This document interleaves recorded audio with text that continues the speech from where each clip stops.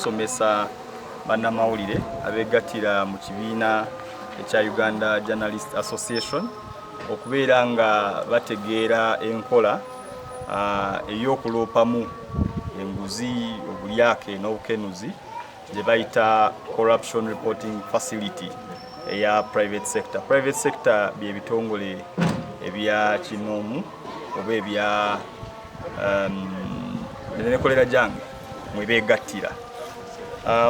Twateekawo enkola eyo okubeera nga abantu abakola emirimu gyabwe egya bulijjo oba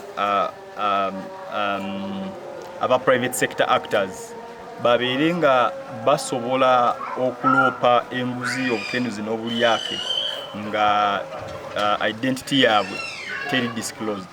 Kati enkola eno eri ku mukutu ku mutimbagano gwa internet gye bayita corruptionreports.ug.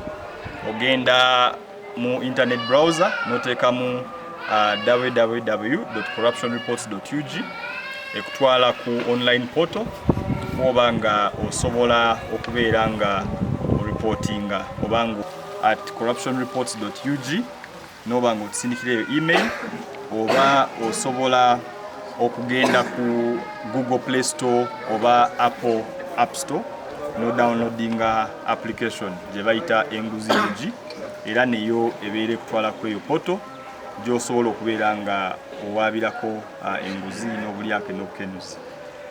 Kyetugezaako okubeera n'enkola eno kwe kubeera nga twawukana ku enkola ebaddewo eya IGG oba CID oba State House Anti-Corruption Unit gye bakozesa okubeera nga bakola investigations ne bakwata abantu ne baprosecutinga.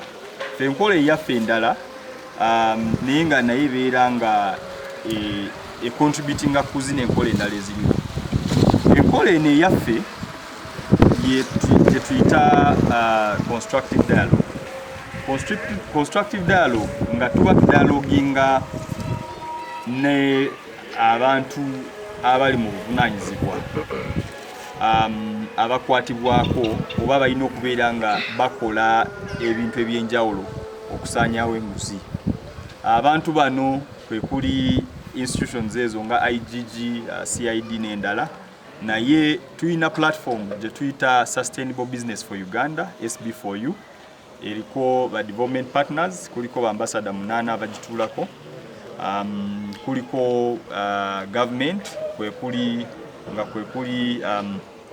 Minister of Trade, Minister of Finance, Office of the Prime Minister, ne tubeera ne ba private sector actors nga Private Sector Foundation yemu ku chairpersons, co-chairs aba platform eno. Private Sector Foundation ne EU